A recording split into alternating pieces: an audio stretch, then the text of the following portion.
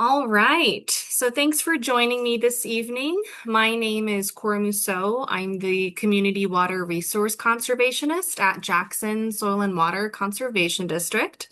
And tonight we will be covering homes, yards, and gardens during drought. This is the first of a webinar series that we've made. And so every quarter we're going to be talking about various topics to keep in mind, trying to both align them with the season, but also looking ahead. Hopefully it's helpful for planning your property and whatnot. All right, so just some brief housekeeping. Tonight's talk will be around an hour, and then we'll have some Q&A time after, and I'll stop recording then, and we can just talk, open dialogue, answer any questions you might have. We can unmute and whatnot. Yeah, so happy to talk with you if you have individual questions on your properties. But in the meantime, I just ask that everyone stays muted to allow time to get through the content. And again, we will be posting this on our YouTube channel, so feel free to rewatch it or send it to your friends. And I will also be sharing out all of my slides, and I'll also have a bunch of resources at the end with a bunch of links. So hopefully that'll also be helpful in getting you started. So that way you also don't have to memorize any of the slides or content. So just a brief outline here. I first always like to give an overview about the district for those who are not aware of who we are and what we do. We'll then go into why WaterWise is so important and share some recent drought data. We'll then dive into indoor water conservation, outdoor water conservation, and steps to WaterWise landscaping. I did a Firewise class a couple weeks back, and I decided to keep those slides in since it's so timely, especially today. So yeah, I will be covering some basics of Firewise. We won't get too in the weeds with it, but certainly something for everyone to consider when we're talking about all things drought management on our properties. And then we'll have time for Q&A at the end. And then if time allows, I'm happy to explain the different resources that are available in that resource section. Otherwise, again, you'll be getting those slides. All right, so let's get started here. And I'm just going to be looking up every so often to see if anyone's in the waiting room here. All right, so just a brief overview about the district. So Jackson Soil and Water Conservation District was born back in the 1960s, but we really originated from the 1930s Dust Bowl era. That was kind of the why of why districts started. And farmers were dealing with arid soil conditions, and there needed to be an entity to really come in and help with soil health and farm productivity and whatnot. And so the Natural Resources Conservation Service was established back in the 30s, a couple years before the local districts were. And so they were more of like the federal version of us. And then a couple years later, we followed suit as well. So there's essentially a soil and water conservation district for every county in the entire country. And they're all called a little bit of different things. For example, in California, they're called resource conservation districts, but we all operate with that same purpose in serving the public regarding natural resource concerns. And we're lucky here in Jackson County that we have a tax base. So we get 5 cents for every $1,000 of assessed property value. And with that, we're able to pour that into our programs that we provide. So really our driving force is providing free technical assistance to Jackson County residents and land managers. We do a bunch of other stuff, but that's kind of our bread and butter. We do what we call one-off site visits a lot of the time where folks have various questions regarding their natural resources on their properties. We come out, do an assessment, offer advice, share resources, create like a note summary, and then folks can go on and go forth and do good work. But then we also are able to have projects. We have a small grants program. We do a lot of educational programming, and so we kind of try and cover all the bases in terms of all things natural resource related. So here are kind of the main resources and priorities that we're looking at. So definitely talking about water conservation tonight. We have different staff, conservationists and specialists, and even an engineer, and we all essentially run our own departments. And so I work in more of the community and residential water and stormwater management spaces. We have a forestry tech and conservationist. We have an agricultural conservationist. We have a riparian conservationist and also an engineer that helps with agricultural. So we try and cover the bases, and then we have an outreach specialist that helps us with everything. All right, so now kind of getting into why water wise, and this is probably preaching to the choir for a lot of folks, but I just always kind of like to set the stage in terms of why drought management and adaptation is so important. So our water falls as snow, as we know, and whether you're on a well or you're on the city lines, are really the source water for the water that we're consuming in our residential spaces originates in terms of snowpack. And as we know, our snowpack has been quite inconsistent over the years. Some days or some seasons it's great. For example, 2 winters ago, we had a pretty great snow season. But last year was pretty abysmal, pretty non-existent. And so this is looking at snow water equivalent, which is essentially looking at the amount of water in snowpack to kind of just put it in terms so it's a little easier to understand. And so this black line is 2026. So as you can see, that actually dips below the minimum from their data points. So definitely very low currently. Hopefully, we'll have a better winter this winter and not have a repeat of last winter. Some other data, so this is as of late June. We're looking at anywhere from 5 to 25% of the average in terms of precipitation.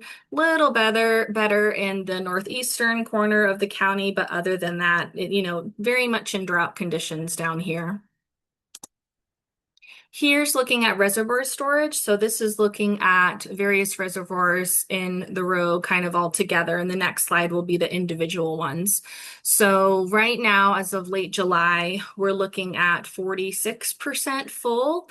That might seem surprising that it isn't even lower, but you also have to remember we have some holdover storage from the winter before. And so give it another year and this number might be even lower, unfortunately. So fingers crossed we get a better snowy season.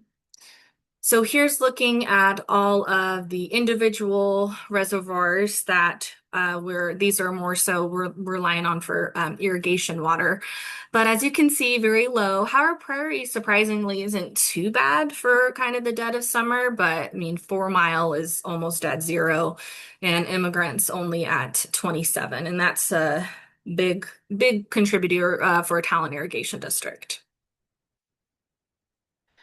And in terms of temperature and precip, not super surprising, but we're looking at hotter days above normal temps and drier conditions below normal precip. And then overall drought. So 88% of Oregon as of late July is considered in drought. 57% is when they have had more official declarations in the counties where they're in either severe or extreme. So, and obviously all of that can impact both surface and groundwaters, and it's indicative of higher temps and lower precip. So these are all things we keep hearing on the news, but just kind of to set the stage of why it's so important to conserve water as much as possible. All right, so now we're getting into indoor water conservation, and something I always recommend with all of my site visits and all of my classes is when we go over these topics, sometimes it can feel kind of overwhelming of, oh, I want to do all the things, but I always recommend folks to start small and practical and, do what makes the most sense for you, for your specific site, and you can just add to it over time. That way you don't feel like you have to do everything. And so some of these things that we'll be talking about are more of an investment and, would cost more, but a lot of them is just behavior change, just working with your existing system and simple behaviors and things that you can do that are free or very affordable. So definitely I'm trying to cover the basis, but yeah, so just kind of a little PSA. All right, so in terms of indoor water use, and this goes for outdoor as well, but it's important to check faucets and pipes for leaks. It's amazing how much water can be lost just from a simple leak. So it's just kind of comes down to maintenance, making sure that the whole system is functioning properly. And one thing that you can consider with water conservation, so if you're on city lines, it's pretty straightforward to see your water conservation measures because you can look at your water bill and your water usage graphs to see, oh, that behavior did make a difference. But if you're on a well, it's a little harder. And so I'm actually working with our outreach specialist to create more well information and more well guidance so well owners feel a bit more empowered to, make decisions, including with water conservation. But I recommend getting a water meter. They also are called sensors, probes. Some of them can even send messages to your smartphone, so it's measuring the difference in pressure with the well, and so that can kind of provide a nice starting metric for you to see, is this actually helping with my recharge rate or whatnot? So yeah, it's always nice, particularly when you don't have that built in, if you're not a municipal, to kind of see the starting. So other things that you can do just in terms of general behavior change or things that are a lot more affordable is installing faucet aerators that can save about 50% of your water and also insulating your pipes. I don't know about you, but I know for me, now that it's hot out, it takes a bit longer for my water to cool off as I'm filling up drinking water. So what I've been doing lately is just putting a simple bucket in the sink, and then that excess water, I'll just throw it on my house plants. Just, little by little, saving as much water as possible. So here's a little breakdown chart of different fixtures that are going to be using the most water, and kind of the toilet is the winner. This was back from the 90s, but household water use hasn't changed a whole lot. And this is still on the AWRA, which is a good website for all things water. And so yeah, toilets are at pushing 30% of indoor water usage. So certainly would recommend installing a more of a low flush toilet as you're having to replace your toilets in your house. Other things that you can do in the kitchen is really trying to reduce the amount of water that is draining down your sink. So, for example, that, simple bucket or a bowl with washing dishes or washing veggies, and then you can throw that water. If it's just dealing with some simple soap, a lot of plants can take that, and you can always consider swapping out with biodegradable soap. And then in terms of your dishwashers, again, it's one of those things as you're having to replace appliances, try and replace them with more energy efficient.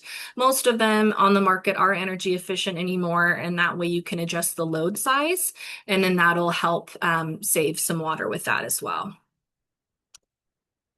Bathroom, pretty similar to try and avoid, running water too long with the sink.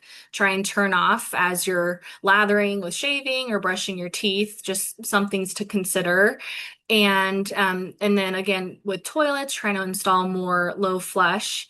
One of my folks at the last class that I taught was talking about um, capturing shower water, excess shower water in a bucket, and then using that to fill the back of their tank, and then that allowed the tank not having to fill as much. I've also heard of folks weighing down plastic water bottles with sand or rock, just something that would weigh it down in the tank and seal it. And then that displacement of the water made it so the tank didn't have to fill as high. So especially if you're on a well, that could make a difference. So just little tips and tricks that you can do that are free or very cheap. And then obviously taking shorter showers as well. Showers are a major, contributor to water usage indoors. Moving towards the laundry room, again, using more energy efficient washing machines, adjusting load size. So you're not using, a full load's water if you only have a half load. And other things to consider as it relates to the laundry room. And I might eventually just make my own talk on this because it definitely, we could go through all the steps, but is installing a gray water system. So, and we're also exploring potentially creating a program for this, nothing set in stone yet, but I've received quite a bit of inquiry on gray water, systems over the years. And so essentially gray water, if you haven't heard of it, it is utilizing gently used water and utilizing that and piping it out to landscaping. From the research that I've done, it seems that the laundry to landscape is the best route. So utilizing excess water from the washing machine. Some folks have used sink water from bathrooms or kitchens, but to me, it seems like there's just too many oils that you'd have to deal with that. And probably not quite worth it. But with laundry to landscape, I've seen some pretty promising systems. It does require a state permit, so you want to make sure you do it properly, and that's because you have to adjust your plumbing. And so any sort of amendment to plumbing a lot of times will trigger a plumbing permit. But essentially, how that would be set up is you would still have your existing line that would go to septic. So, for example, if you're washing cloth diapers or anything gross, you could, shut that and send it towards the septic. But just on regular, gently used, towels or clothing washes, you can have that go towards another elbow, and then that all of that excess water can drain to landscaping or to trees. A lot of folks will send it to their trees. And so the only thing that you'd have to deal with that is make sure that you're using biodegradable soap, and you will be dealing with a little bit of lint. So you probably wouldn't want to put it in a drip system unless you have some fancy filters. Otherwise, it's just kind of more maintenance, but just something to consider. Again, that's its own class. But if you're trying to conserve water both indoor and outdoor, that could kind of bridge the gap there. And then other simple things that you can do is rather than watering your patio or sidewalk or driveway when you're clearing that out, using a broom or a leaf blower instead. I always prefer battery operated because they're a little less annoying. But yeah, so just simple behavioral changes to save water that way. All right. Now we're getting into outdoor water conservation. And I don't know if I mentioned it, but during that Q&A, feel free to type questions in a chat box as you think of them. But yeah, I want to make sure that during that Q&A time, it can be as conversational as we want. So when it comes to water conservation, obviously, if you're in an apartment or a condo and you don't have a yard, indoor is definitely the main thing to focus on. But if you're handling, a property or a good size yard, if you had to pick and choose, I would definitely say focusing on outdoor water conservation is going to be the most savings that you could yield. And so just to kind of compare water usage. So average Medford household in the winter uses around 2 to 5,000 gallons per month. But in the summer, that skyrockets to 20,000 to 25,000. So this is just really saying how much water we're using for our irrigation, as household water use is more or less similar year round. And so, yeah, in terms of water savings, focusing on outside is definitely going to yield the most water. So again, getting to some behavior changes and cheaper fixes, and then moving on to more expensive. So step one to all things outdoor water conservation is first to make sure that your irrigation is as efficient as possible. And so this is assuming that you're keeping your lawn and you just want to make it more efficient. And so again, you want to make sure you're checking for leaks. Do a pre-season checkup, make sure all of your sprinklers are in working order. Something to consider when you're adjusting sprinkler heads is you first want to make sure that you're not oversizing them and that they are they fit the area that they're supposed to water, which I'll be comparing the different sprinkler heads in a moment here. You want to make sure that there is just a slight amount of overlap with the sprinkler heads. So you don't have any dry patches in your lawn, but you don't want too much overlap because otherwise you're essentially going to be double watering those areas. And that could also lead to drainage issues. And now you're having to manage all of this excess water. And then if it rains, it's that much more water. So definitely don't want to be overwatering the areas. And then other things to consider is if you have a sprinkler timer, this goes for landscaping and lawns, but just make sure that you're considering the climate and adjusting accordingly. And so adjust it according to the weather. If it's projected to rain the following week, you can just shut it off. Make sure that you're not overwatering if it's pouring rain and then your system were to turn on, it would just be wasted water. Another easy kind of simple consideration to make is to mow high. In terms of Firewise recommendations, they say 4 inches or below. And so I'd say mow on that highest setting at 4 inches. And mowing high really helps strengthen the roots. Think of it as any other plant. The stronger the roots, the more water holding capacity, which is important with water conservation. And then other added benefits with mowing high is it can help outcompete weeds. It's essentially establishes that seed bed with what you want. And so the things that you don't want are less likely to encroach in. But if you have more weakened root systems, invasives are going to want to come in even that much more. And then I always have a little plug on making sure that you are properly disposing of lawn clippings. And then if you are fertilizing or using pesticides, make sure that you're doing it properly, but as little as possible. So here that is that comparison of the sprinkler heads. So the top two sprinklers, these are ones that you'd see more so in commercial operations. You'll see them in parks, ball fields, or more agricultural operations. But if we're just talking about our yard, it's pretty overkill. And it's likely going to be shooting water that's a bit too far, and you're probably going to have a lot of evaporation loss. So the more relevant sprinkler types are going to be the sprays and the rotor nozzles. Sprays are great for more of that 360 reach, and then rotors are better for corner areas. And you want to make sure that they're facing the direction you want and they're not just successfully watering the sidewalk because obviously that isn't going to be as efficient. All right, so now we're looking at root depth and water storage. So this is that comparison with the actual height of the lawn. And so mowing high, it's amazing how much root mass it actually creates. And this is just at the 2 inches. So imagine how deep it would be at that 4. Yeah, amazing stuff. This is at that lowest setting at 0.5, and you can see how weak these are. And I've definitely kind of seen this in action in different neighborhoods I've lived in where people that tend to over manicure their yard and mow really short and over fertilize and kind of overdo it, those systems ironically seem to be the weakest. And so even though from an outside perspective, it might look pretty perfect, but one windstorm and the trees topple over, or they will have an invasive pest come in and then there's dead spots in their lawn. So basically you want to just let the grass do its thing and be as long as possible, and it'll help really strengthen it and provide more organic matter. It's healthier for the soil too.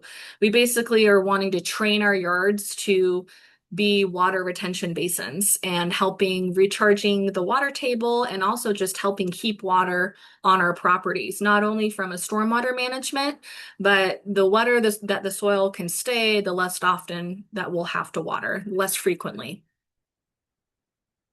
Again, checking pipes for leaks. That's kind of a running theme just to make sure you're not experiencing water loss from that, and maintaining your wells.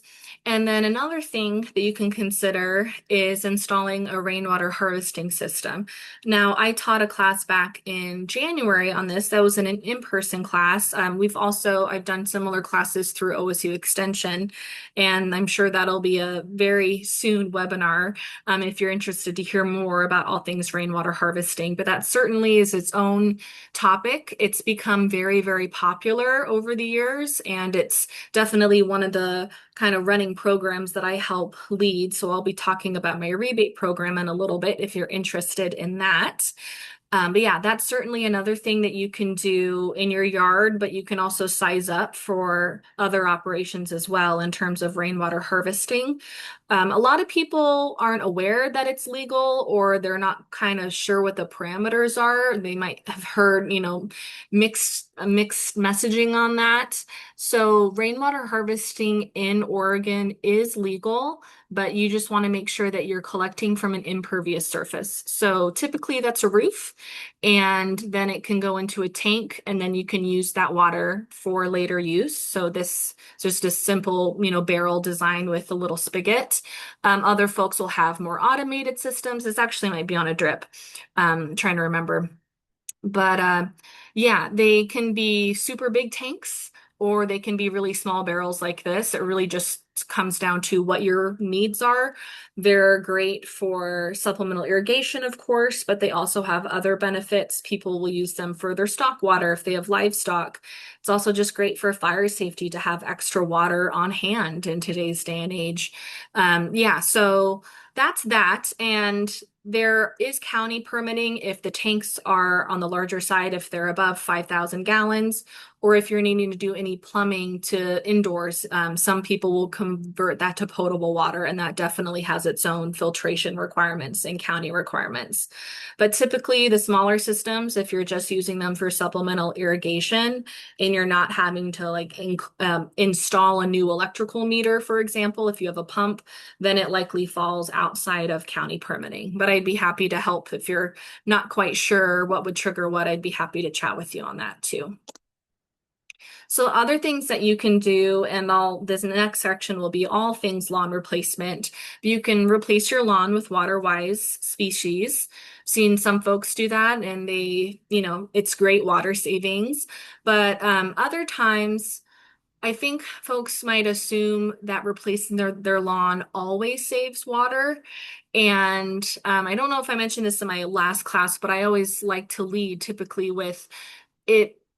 It typically does, but it also kind of depends, right? If you have a dead lawn, or, you barely water it ever, and then you're wanting to dig that lawn up and replace it with all of these lush landscaping, you're actually probably going to increase your water bill. So it kind of depends where you're starting with, but for the most part, if you're having to water your lawn at a very regular basis and you're tired of all of that water, then yes, replacing with water-wise landscaping with drip irrigation is going to utilize, on average, less water. But for some folks, there might be less water savings than they're assuming. So it's just always good to consider that.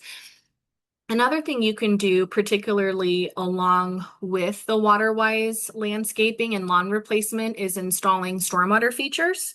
And I've taught classes on these as well. You can install features such as rain gardens or bioswales. And so this is a project that we did in Talent. And this was a rain garden installation where water was actually piped from the roof and diverted into this system. And because there was more plumbing underground, because they were dealing with more extreme stormwater issues, I believe this was about $10 a square foot, but most lawn replacement setups are around $5 a square foot, and most stormwater systems are around $4 a square foot. So just to kind of let you know that in terms of pricing, it does add up quite quickly. The earthwork, if you have any excavation, is a big piece of that. But plants are super expensive too. So the great thing with this is once you have it, you can always add to it over time, but it is an initial investment to replace the lawn. So just something to consider. It's not for everyone, and you also don't have to replace every section of lawn, as we'll get into, but certainly something to consider if you're tired of lawn. So speaking of, let's get into those steps. And again, you'll have these slides, so we'll be able to go over, you'll be able to have all that on hand. So waterwise landscaping is also called xeriscaping. And so that is looking at xeric, which is the Latin root word, which just means dry. So all it's saying is that you're striving to use less water than a traditional yard. It doesn't mean that you're replacing all of your lawn, and it doesn't mean that, yeah, that you don't have a lawn at all. It's just you're trying to be as water wise as possible. So there's seven main steps to xeriscaping, and think of them as a feedback loop. So they're more or less in this order, but they definitely are sometimes not in this order. And so we'll be going over all of them. And since, fire is on everyone's mind, also trying to think of more fire-wise principles throughout. I will point out whenever the kind of the advice seems to conflict because some water-wise and fire-wise seem to not align 100%, but for the most part, they overlap very well. So step one is creating a site plan and essentially, what's your existing property like? Because if you're not quite sure where to replace your lawn, this can kind of help narrow that down. And so you want to be thinking about all of the existing elements that are on the property. So think about all the impervious surfaces, the roof, where are the downspouts if you're wanting to divert any of those downspouts into landscaping. Where are, sheds or any other outbuildings that you wouldn't be able to move, established trees, AC boxes, utility lines. That's also something important to consider before any work really, but particularly, excuse me, any excavation. You want to make sure that you dial 811, which is locate services. It's a free service, and that will get you all slated to make sure you know exactly where your utilities are. Because you obviously don't want to be hitting a gas line or anything, right? We don't want that. We don't want any septic lines. No, no, thank you. So kind of map out the site of where those existing features are, right? Like what are permanent things? And then you could even consider doing some trace paper and doing layers if you want to be fancy with it. But then after you do more of the built environment and or, big trees, things that aren't going to be moving, then you can start thinking about, well, what are my microclimates? Where's the sunny area? Where's area that gets a lot of shade? Where's area that might be difficult to mow? Because those seem to be the most straightforward for lawn replacement. Just where do you not want to mow? If there's any low spots, drainage issues, that maybe you could put some, stormwater features like a bioswale. Those could be feasible, areas to where you could replace your lawn. So it's really going to be site specific. I definitely recommend folks, if you haven't already, when it's pouring rain, walk around and kind of see where those drainage issues might be. And then obviously in the warmer seasons and in sunny time, see where it's going to be sunnier, where it's going to be shadier, because you'll want to select the proper plants for that proper microclimate. So you can kind of gather all of that data ahead of time, and then I'll make the plan that much stronger. Another thing to consider is budget. Again, these price, the replacing lawn is very costly, around $5 a square foot, and more or less in terms of, how much you want to do and how dense you want to plant it. And then obviously if you're getting it professionally done, it could be quite expensive as well. So definitely recommend calling around, getting quotes for nurseries, or if you're going to be working with the landscaper, compare quotes, make sure you're getting a good deal. But sometimes the cheapest rate isn't always the most quality, so make sure you're getting a good spot. But yeah, just kind of building out your budget, and over planning before you break ground is a good thing, because a lot of folks will get into these types of projects and experience a lot of unanticipated costs. And in this economy, it's preferable to make sure that you kind of know what you're getting into.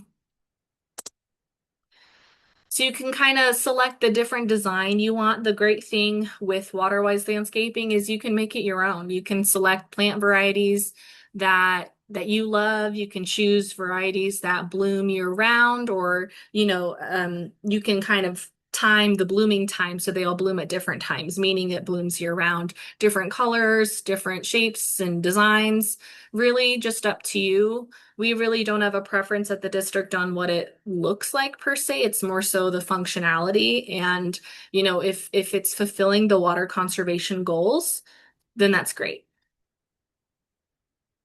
So step two after that planning is creating practical turf. So again, you don't have to replace every section of lawn, but it's just keeping practical areas of lawn and you can replace the rest. And so, for example, again, low areas are great, hillsides are great because that's super difficult to mow, and that would be quite difficult with irrigation. One thing, I've kept this stock photo in here, but this is actually what not to do. So as we get into firewise, you don't want vegetation ideally within the 5 feet of the home. And so this is a picture of what you don't want it to look like, ideally. But the drain rock is great, but you just don't want bushes right against the house there. So again, you're not replacing everything, but you don't have to remove everything, but it's creating practical areas of turf. Folks have pets and grandkids and totally understand the aesthetics of lawn. It just doesn't need to be the entire yard anymore. And replacing your lawn again with shade tolerant plants is great in more shaded areas. Sometimes the grass will struggle to grow in areas where there's higher shade. So, for example, under big trees that are going to cast a lot of shade, those are really great areas to plant more shade tolerant plants. And also replacing it with native, of course, is helpful for hillside erosion as well. You can do more of a terraced landscape.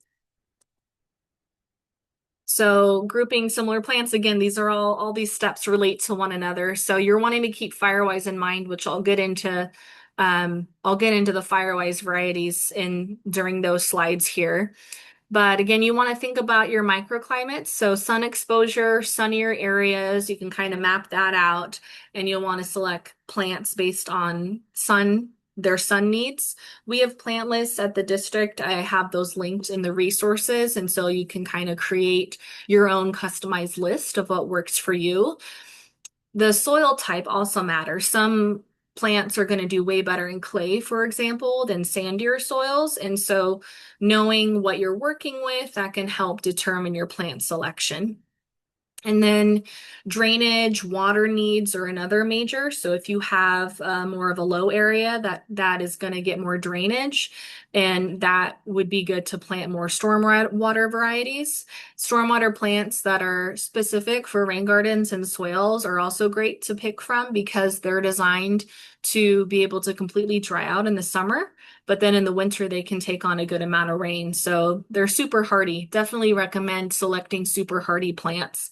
And the more you water them initially, the more water they're going to require. It's kind of like a house plant where you can train them to require less water. Think of that with your yard too. So you obviously want to water them enough to establish them, but not too much to where it's becomes obsolete in terms of a water-wise design. And so, speaking of design, there are kind of two main xeriscape designs that I like to talk about. One is more of that mulched native design where every plant kind of can retain a bit more water and it's more of just a bark mulch, kind of a stereotypical Oregon water-wise landscaping look. And then there's more of that rocky, succulent, desert. Um, Cacti sort of look that you'll see in New Mexico or Arizona. As we're getting warmer and warmer, that those those varieties do very well here too. So there's really not a huge preference on our end. I mean, ideally, I always would recommend natives, but in terms of the actual design, really doesn't matter. It's both achieving that water conservation goal, but totally, yeah, so it's totally up to you. So now we'll go over kind of some examples. So mulch design are a lot of varieties that you'd see in creekside areas, for example, but they can also dry out pretty well. So that was trees. Here's some shrubs. And again, we have full plant lists. This is just kind of an example here. Flowers. So they can all bloom at different times, very colorful. Not everyone likes California poppy because it can be a little weedy, but in terms of establishment, it's a good filler plant. And then grasses. The fescues do really well, the bunch grasses, hair grass. When my old property planted fescue, I think I watered them for about a year and then kind of forgot about it and they got huge. So super hardy plants. And then here's that more rocky design. And then the cacti and succulents. So really up to you in terms of what varieties you want to choose from. So step 4 is improving the soil and again, feedback loop. So a lot of times you'd want to improve the soil before you plant. But you ideally really want to know what soil type you're starting with in order to know what to improve. Similarly, to know what your water usage is to know how much to conserve. So one thing you can do with determining your soil type is just a simple hand test. You can wet soil, and a lot of clay is going to roll up in a nice ball. A lot of sand is going to be super gritty and fall apart, and then silt is likely going to be somewhere in between. Really, the ideal soil type has a lot of loam in it. It's going to be that fluffier soil, and that is going to be able to retain enough water so you're not having to overwater, but it has proper drainage to where you're not making a muddy mess. So definitely a balance to be had. So that hand test is more just, simple dig in the dirt sort of deal. You can also do a test pit where you can do like a 1 by 1 foot hole, fill it with water, let it drain, and then fill it again. And then that will actually calculate the recharge rate. So that's less so soil type, but more so recharge rate. And that's useful for rain garden installation. But if we're also looking at other soil types, you can also use the Web Soil Survey. And I can help with this if folks are curious. You can just send me their address. It's super quick to do. But this is through USDA. This was from a soil survey back in the 80s. So I always tell folks, if you're in town, definitely more of a grain of salt in terms of the first few layers, just due to years of urban fill. But if you're more in rural areas, same, maybe, the first few inches, but kind of the further out you get, the less developed. It's probably going to be more accurate. The 80s wasn't that long ago in terms of soil. And so this is great because it spits out a huge report that's like 30 pages, but these are kind of the most pertinent sections that I like to look at. So it shows the profile. So this is at the OSU Extension. And so it'll show profile. Typically it's A, B, and C. And so you're able to see what's going on underground. They have really great soils, of course, because these are agricultural lands, and so they have to. But there's a lot of areas where there's layers. Obviously, clay is so pertinent in this valley. And then there's also areas where there's a lot of bedrock or hard pan. And that can definitely explain when people are experiencing drainage issues or they're not quite sure why there's a spring on their property. It probably is because they have layers of hard pan, and it's likely either there's a slope or there's two different soil types that are against one another, and the water is going to find a way and then it's going to pop up eventually when it hits better drained soils. And so soil definitely tells a story. And so when I do my site visit assessments, I always am looking at the soils because it can just tell a story. And so when you're doing lawn replacement or any type of landscaping, it's just really important to know what your native soils are to see what the drainage rate is, trying to get it as close to loam. And that can also kind of explain how your yard is functioning. So here's different soil amendments that you can do. Kind of overall, compost seems to be the tried and true for soil amendments, whether you have more sandier soils or heavy clays. Adding compost and mixing that in to your soil. And then obviously you can put some mulch on top for water retention, but in terms of soil amendments, compost does a pretty good job with that.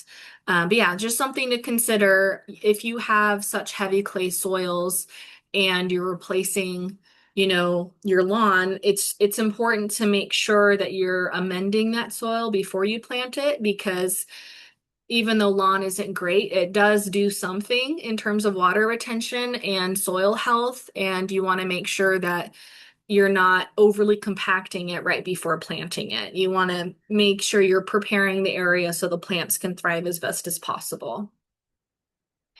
And so step 5 is mulch. And so there's lots of different types of mulch that you can do with water-wise landscaping. I will say from a fire-wise perspective, it's not recommended to have mulch within 5 feet of your home. A lot of folks do that for more aesthetics because it looks good. But in terms of just fire risk functionality, it's important to keep that first 5 feet clear. So this is more so in the main yard, but I would avoid putting mulch too close to the house. But really comes down to you in terms of what you prefer for mulch. Just, it doesn't have to be super fancy or crazy expensive. Try and time it out with getting sales. It does help with water retention. You just don't want bare soil and you want the plants to be able to retain the water as much as possible. So it is helpful in that front. And then efficient irrigation. So this is very similar to what we talked about with lawns, but now we're looking at landscaping. So again, you want to time it out. You don't want to water too late in the day. Definitely want to water in the morning. Avoid that evaporation as much as possible. I'd say definitely since it's been so hot out, especially in the summer, I wouldn't water any time after 8. I would water before then. It's getting too hot, right? And then you can really choose what types of micro irrigation you want to do, whether you do drip, bubblers, soaker hoses. Everyone has different preferences. As long as the plants are getting watered and you're able to maintain it properly, that's great. So just pick whichever one that you prefer. And again, adjusting based on the weather. And then, yeah, kind of reevaluate your timer settings about once a month to make sure it's still accurate for the weather. Okay, pushing 7. We're doing good on time here. We have plenty of time. So these are just a comparison. So those are kind of the standard grass sprinklers, and then some examples of more of the irrigation for landscaping. And then, of course, step 7 is maintenance. And this is a huge piece. You could do all the things, but oh, I just noticed someone's in the waiting room. You can do all the things in terms of your maintenance, but if the system isn't properly maintained, all of that work could become obsolete. So it's important to maintain the system and make sure that everything is still up to snuff. You're not seeing any leaks and whatnot. That is also another thing that not everyone is aware of when you are replacing your lawn is it does require quite a bit of weeding. Landscaping will just require a lot of weeding. So that's just something to consider prior to replacing lawn is, do I have the means to be able to maintain landscaping? Because it is just going to be a bit more labor intensive in terms of weeding. All right, so now getting into just some fire-wise considerations after all of that. And again, very timely, I know, and I know, it's not the cheeriest of conversations. So I definitely always like to preface talking about Firewise things to hopefully this can be information that can help empower you to feel more comfortable and not to be anxiety causing. But just always like to acknowledge that I understand that this is a stressful topic, but we're just thinking about it in terms of yard maintenance here. So when we're talking about Firewise and home protection, there's really 3 zones. So the first zone is the intermediate zone, which is 0 to 5 feet out. And so when I was talking about keeping that area clear from shrubs, and the landscaping and mulch, that's that zone. And the reason why is embers can spread and you just don't want anything right against the house. And so I think the most kind of hardy setup would be And you don't want necessarily lawn right against the house because with irrigation, that could potentially cause some structural concerns over time. So, kind of the best thing that you could do within that 5 feet is just drain rock. It's pretty hardy, pretty easy to maintain, and going to be a lot more fire resistant and resilient.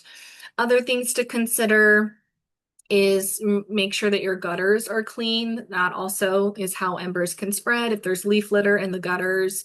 And then again, going back to starting small and practical, and then considering investments as you're doing remodeling and whatnot. So if you're having to redo your fence, consider how can I make this more firewise? You know, if there's a gate that goes from the fence to the house, maybe do a metal gate instead of a wood gate.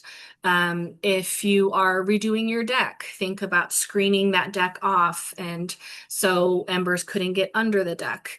You can also consider replacing the screens in the attic or crawl spaces with smaller mesh.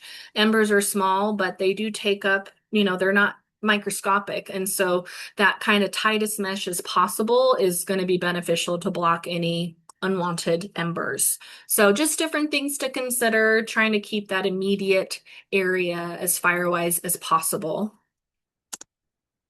The intermediate zone is 5 to 30 feet out. So this is where we get into more of our landscaping. So you want to landscape with more fire resistant plants, which I'll get into the next slide is plants to avoid. You also want to remove your branches, prune trees at least 10 feet up. You don't want any branches overhanging the roof at all, and keeping your grass watered and mowed to 4 inches. So that's kind of where some of the fire-wise and water-wise recommendations conflict just a little bit, because fire-wise recommendations are likely going to ask that you water your lawn a little more frequently, just so you can have, greener area, understandably. And then water-wise is thinking of reducing. So there definitely is a happy medium of overlap, but just something to consider if you're reading different guides and that seems to conflict, that's probably why. And yeah, so again, with fencing, either replacing wood fencing or having some sort of fuel break in between the wood fence to kind of the nearest home area. And then that extended zone, 30 to 100 feet, it's going to be further out if your property is larger than that. But that is also pruning trees. If you are living alongside a forested area or the WUI, you want to, that's when we get into more fuels thinning and then removing invasive weeds. As we know, blackberry, for example, is a major conduit for fire. So yeah, I just wanted to include these slides in here from my last class because it's just such a relevant time. So here are some plants to avoid. And when it comes to firewise plants, it's more so what not to plant than what to plant. So the plants that you don't want are going to be those sappier trees and shrubs, or trees and shrubs that can dry out and they basically are collecting their own leaf litter, because those are, just vegetation that are likely to spark, versus a tree or shrub that has more water in the bark or more water in the plant. And so this is a list. It's just for Ashland, so this is not like a legal requirement outside of the Ashland city limits, but I included it because fire professionals put this list together of plants to avoid within 30 feet of a structure. So that's within those first two zones. And so I figured it's worthwhile. I share this list out just for consistency across the county, but it's definitely just a recommendation, but it's not a requirement unless you're within the city. And I believe within their ordinance, if you are in the city of Ashland, it's just new plants. But I think older established ones are grandfathered in as long as things are pruned. Don't quote me on that, but I'm pretty sure it's just don't plant these new sort of things. And so pampas grass, that's an invasive. It's pretty, but it's definitely not favorable. It's just super dry, looks super fluffy, and that would definitely light up pretty well. And then all of the shrubs and trees, we're looking at our brooms, junipers are a big one. And even lavender or rosemary. those are very common landscaping plants, and you can certainly still have those on your property, but ideally just not within those first 5 feet, unless you're in Ashland and then it's a 30. They just dry out really easily, unfortunately. Um, so yeah, just something to consider. Oregon grape also can have drier leaves. I have seen that on Firewise lists, ironically. That's the only one where I'm not quite sure why it's on there, but I think it's because the leaves can dry out. So just kind of rule of thumb, maybe don't be planting too much of that. And then arborvitae, that's a very common one that's used as kind of like as a fuel break or as a protection screen for aesthetics. A lot of folks will have that like a whole line in between houses, but not ideal in terms of firewise. And then firs, hemlocks, juniper again, pines for the needles, and it's also very sappy. So just varieties that you want to avoid as much as possible. Okay, so now we're at the allotted Q&A period. And so I'm going to stop sharing, or I'm going to stop recording here.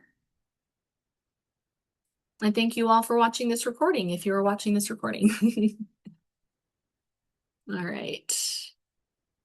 I will figure this out. Here we go.